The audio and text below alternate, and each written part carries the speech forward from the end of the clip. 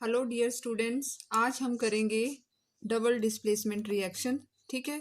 Displacement reaction में पढ़ा था कि जिसमें मोर रिएक्टिव मेटल या non metal less reactive metal या नॉन मेटल को डिस्प्लेस करती है।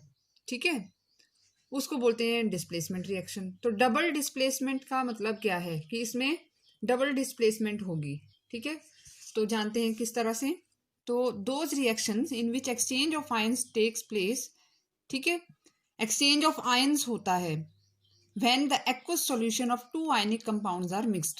दो आयनिक कंपाउंड होंगे, ठीक है, उनके aqueous solution of ionic compounds जब मिक्स होते हैं तो उन दोनों में एक्सचेंज ऑफ आयंस होता है।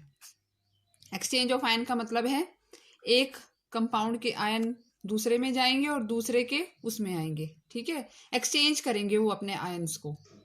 जो एक्वस सॉल्यूशन होगा आयनिक कंपाउंड्स का, वो अपने आयंस को एक्सचेंज करेंगे। ऐसे रिएक्शंस को बोलते हैं डबल डिस्प्लेसमेंट, क्योंकि इसमें डबल डिस्प्लेसमेंट हुई है, दोनों तरफ से दोनों ने अपने आयंस एक्सचेंज किए। ठीक है, जिस तरह से एग्जांपल है इसमें एक्टिविटी दी हुई है। ठीक है, इसमें क्या किया हुआ है, बेरियम क्लोराइड है, एक्वस सॉल्यूशन। एक्वस का मतलब पता है आपको, डिजॉल्व इन वाटर। ठीक है, जिसमें सॉल्वेंट वाटर है उन सबको एक्वस बोला जाता है। फिर सोडियम सल्फेट है, दो इसमें आयनिक कंपाउंड्स हैं, बेरियम क्लोराइड और सोडियम सल्फेट। जब इन दोनों को मिक्स किया जाता है, ठीक है, तो ये क्या करते हैं, अपने आयंस का एक्सचेंज करते हैं। ठीक है, क्या होगा इसमें, सल्फेट बेरियम के पास चला जाएगा और जो क्लोराइड आयंस हैं वो सोडियम के पास चले जाएंगे। ठीक है, तो इसमें जो प्रोडक्ट बनता है, प्रोडक्ट जो बनेंगे वो एक एक्वस सॉल्यूशन बनेगा और दूसरा प्रेसिपिटेट फॉर्मेशन होती है।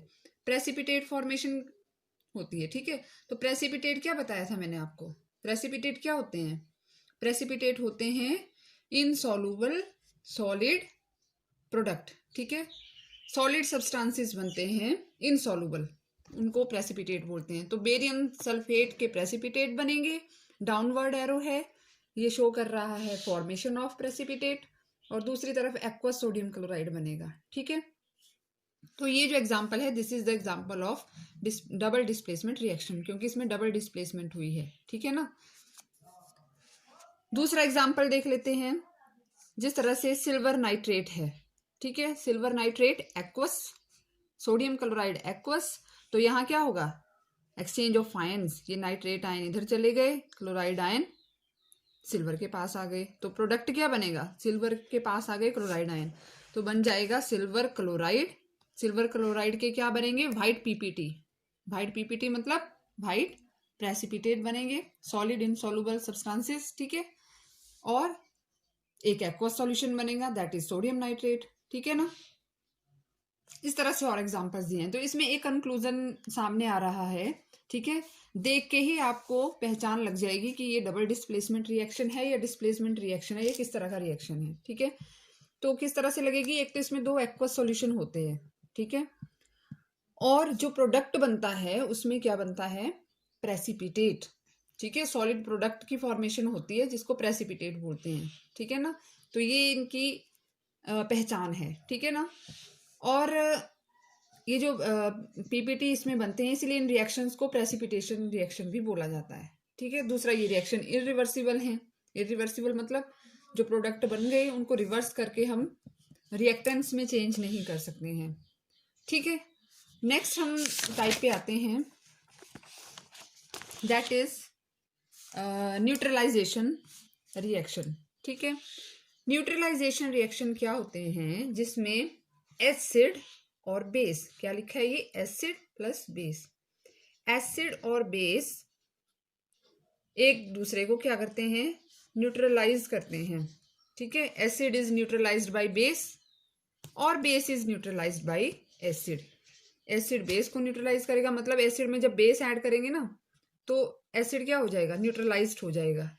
ठीक है, न्यूट्रलाइज का मतलब क्या होता है कि एसिड जो कि एसिड जो है उसका जो एसिडिक इफेक्ट है वो खत्म हो जाएगा। ठीक है, और सॉल्ट बनेगा। न्यूट्रलाइजेशन रिएक्शन में सॉल्ट फॉर्मेशन होती है। ठीक है, प्लस वाटर प्लस हीट। ठीक है ना, एक्सोथर्मिक रिएक्शंस होते हैं ये जो न्यूट्रलाइजेशन रिएक्शन है, दीज आर एक्सोथर्मिक रिएक्शन, क्योंकि इसमें हीट जो है वो लिबरेट होती है। ठीक है, तो क्योंकि एसिड और बेस जो हैं, ठीक है, ये आप पीएच वैल्यू सेकंड चैप्टर में जब हम पढ़ेंगे एसिड और बेस, तब मैं आपको बताऊंगी। ठीक है, एसिड की पीएच ऐसे बता देती हूँ मैं आपको रफली। एसिड की पीएच जो होती है वो 7 से कम होती है। ठीक है, 7 जो है, 7 जो पीएच होती है वो शो करती है कि न्यूट्रलाइज्ड सब्सटेंस। ठीक है, जैसे वाटर है, प्योर वाटर, डिस्टिल्ड वाटर जो होती है उसकी पीएच वैल्यू होती है 7। ठीक है, बेस की जो पीएच वैल्यू है वो 7 से ज़्यादा होती है। ठीक है, तो जब ये रिएक्शंस होते हैं, न्यूट्रलाइजेशन रिएक्शन होते हैं, तो पीएच में क्या हो जाता है, चेंज, ऑब्वियसली चेंज होगा। ठीक है, क्योंकि न्यूट्रलाइज्ड कर दिया एसिड ने बेस को, बेस ने एसिड को, और सॉल्ट बन गया। ठीक है, तो एग्जाम्पल देख लेते हैं।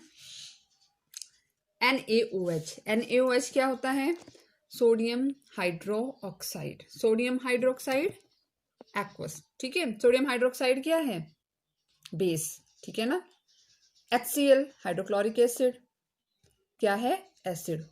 OH जहां आता है ना, ठीक है, वो बेस होते हैं, जहां H है वो एसिड है, HCl लिखा है ना, that is hydrochloric acid. Acid और बेस का रिएक्शन हुआ, न्यूट्रलाइजेशन रिएक्शन हुआ, सोडियम क्लोराइड सॉल्ट बन गया, प्लस वाटर, और साथ में हीट लिबरेट होती है। ठीक है, this is the example of neutralisation reaction. ठीक है, इसी तरह से कैल्शियम हाइड्रोक्साइड है। कैल्शियम हाइड्रोक्साइड का कॉमन नेम क्या होता है, क्या बताया था आपको, स्लेक्ड लाइम। ठीक है, बेस है ये HCl हाइड्रोक्लोरिक एसिड, रिएक्शन हुआ, न्यूट्रलाइजेशन रिएक्शन हुआ, और सॉल्ट बनेगा। सॉल्ट क्या बनेगा, कैल्शियम क्लोराइड प्लस वाटर। ठीक है, तो और भी इसमें एग्जांपल्स दिए हैं। तो दीज आर न्यूट्रलाइजेशन रिएक्शन। अब जो है रिडॉक्स रिएक्शन बचता है आपका। ठीक है, ओके, थैंक यू।